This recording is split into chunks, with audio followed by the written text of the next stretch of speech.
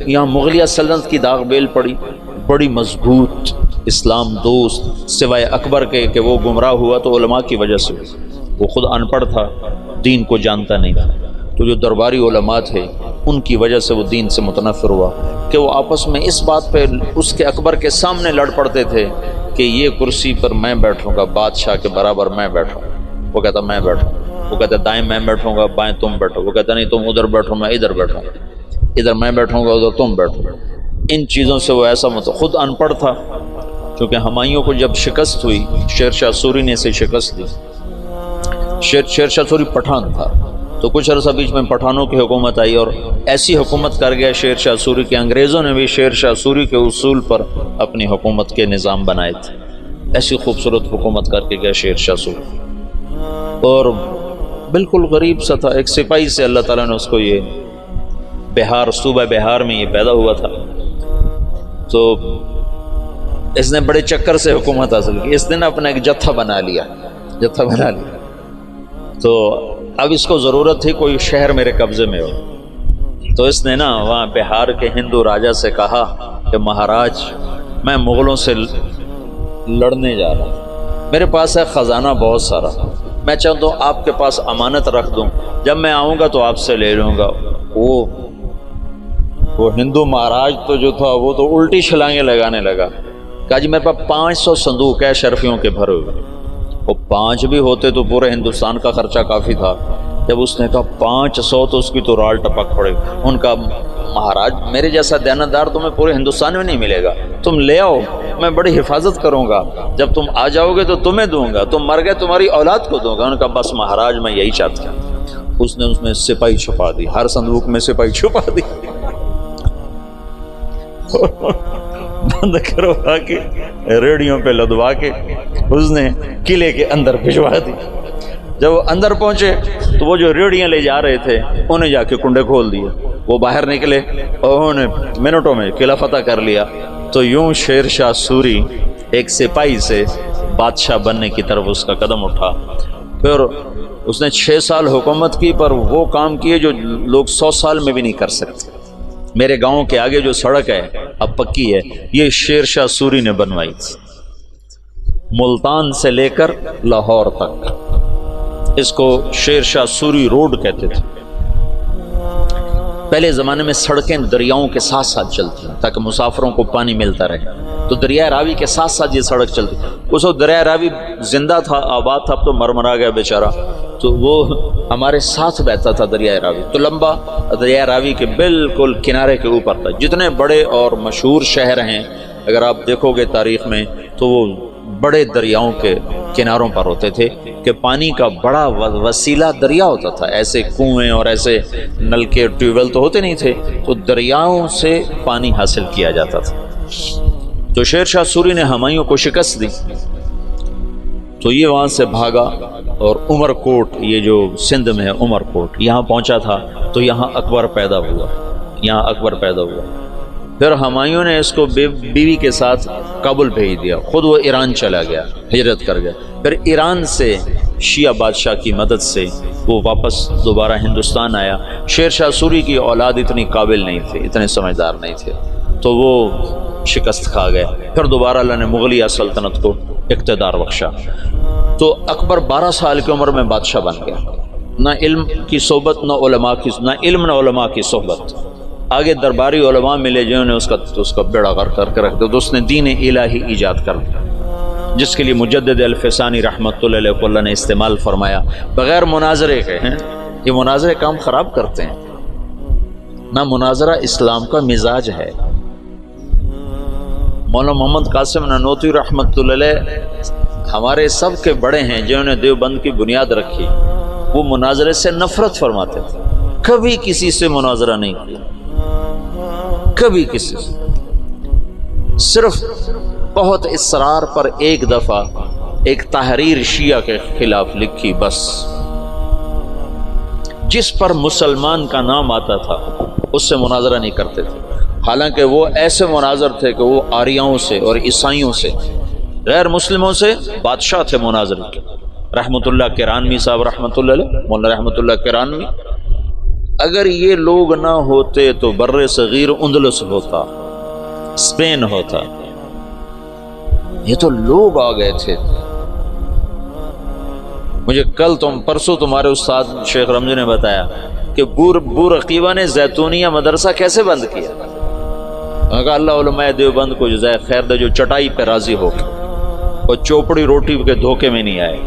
حبیب بورقیبہ نے علماء کو چوپڑی روٹی کھلا دی اور پیسے پہ ان کو کھینچ لیا۔ جب وہ کھینچے تو پھر ہر سب کچھ چلا گیا، اور یہاں کے علماء بکے نہیں، بھوکے پیٹ پہ پتھر باندھ کے۔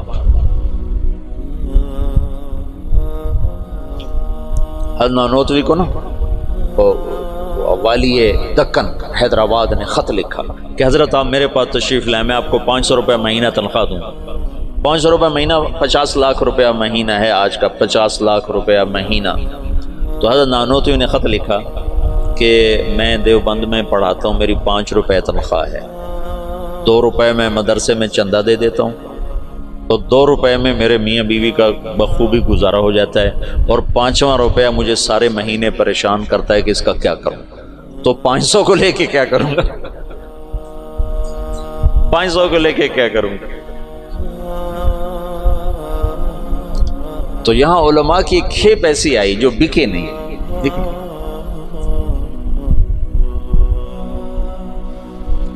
تو درباری علماء نے اکبر کا ستیہ ناش کر کے رکھ دیا۔ دین الہی اس نے ایجاد کیا علماء سے تنگ آ کر، ان درباری علماء سے تنگ آ کر۔ مجدد الفسانی رحمۃ اللہ علیہ نے بغیر مناظرے کے دین الہی کو مٹا دیا، کسی ایک جگہ مناظرہ نہیں کیا، حالانکہ لا الہ الا اللہ محمد الرسول اللہ اکبر ذل اللہ یہ کلمہ تھا، یہ کلمہ تھا اکبر ذل اللہ۔ اس کو رد کرنا کتنا آسان تھا مناظرے سے۔ گائے کا ذبح کرنا بند، شراب حلال، اکبر کو سجدہ، سورج کی پوجا، صبح بالکونی کھول کے اکبر سورج کے سامنے کتنے دیر تک مالا جپتا تھا۔ داڑھی منڈانا ضروری، داڑھی رکھنا حرام،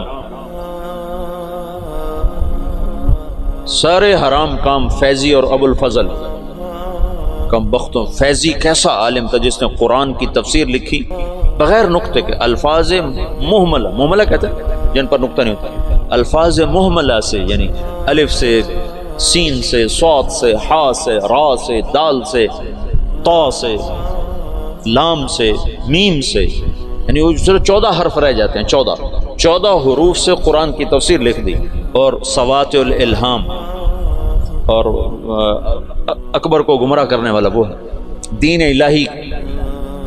ایک دفعہ کسی نے پوچھا کیا کر رہے ہو فیضی سے، کہا الہات کے مزے لے رہا، کہا الہات کے مزے لے رہا۔ جہانگیر آگے مجدد الفسانی کا صحبت یافتہ نکلا۔ مثبت انداز سے جو کام ہوتا ہے وہی پائیدار ہوتا ہے۔ اتنا بڑا کام مولانا الیاس فرماتے تھے میرا کام مجدد الفسانی والا، میں نے مجدد الفسانی کو سامنے رکھا ہے کہ ان کا طرز یہ تھا کہ وہ مٹی ہوئی سنت کے مقابلے میں جو بدعت ہوتی تھی اس کی تردید نہیں فرماتے تھے مجدد الفسانی، بلکہ مٹی ہوئی سنت کے فضائل بیان اتنا فرماتے تھے کہ سنت چھا جاتی تھی، بدعت مٹ جاتی تھی، روشنی آئی اور اندھیرا چلا گیا۔ یہ تھا اندھیرے کے جانے کے لیے کوئی حجت اور دلیل تو نہیں ہوتی نا، سورج کے آنے کی دیر ہوتی ہے اندھیرا چلا جاتا ہے، پھر کہنا تو نہیں پڑتا اندھیرے صاحب منٹو رپاؤ سورج آ گیا، تو خود ہی چلا جاتا۔ بغیر مناظرے کے دین الہی کو مٹا دیا۔ ابو الفضل زندہ کی کھال کھچوا دی تھی شیخو پورے میں۔ یہ جو شیخو پورہ ہے نا، یہ جہانگیر کے نام پر ہے۔ جہانگیر بڑی منتوں سے ملا تھا، یہ اکبر کے اولاد نہیں ہوتی تھی۔ ایسے میرا پنڈورا باکس کھل جاتا ہے تو کہاں کی کہانیاں اکٹھی ہو جاتی ہیں، تو پھر مجھے خود یاد نہیں رہتا میں کیا کہہ رہا تھا اور کدھر چلا گیا۔ تو بڑی دعاؤں کے بعد جہانگیر ملا تھا، پیدل گیا تھا اجمیر تک دعا مانگنے، اجمیر تک پیدل گیا تھا دعا مانگنے کہ اللہ تعالیٰ مجھے بچہ عطا فرمائے، تو اللہ نے جہانگیر دیا۔ اس کی نخلیت جہانگیر بہت نیک متقی بادشاہ، اس پر ایسے ہی بہت زیادہ افتراء ہیں، بہتان ہیں، بہت سارے، کچھ کمیاں تھی بھی سی بادشاہوں میں ہوتی ہیں، لیکن اس کا یہی بہت بڑا احسان ہے کہ اس نے دین الہی کو ختم کیا۔ تو یہ شیخو پورہ جہانگیر نے آباد کیا تھا۔ اکبر اپنے بیٹے جہانگیر کو شیخو کہا کرتا تھا پیار سے، شیخو بابا، شیخو بابا۔ ویسے نام اس کا سلیم تھا، جہانگیر اس کا لقب تھا، اور شیخو اس کا ابا اسے کہا کرتا تھا، شیخو بابا۔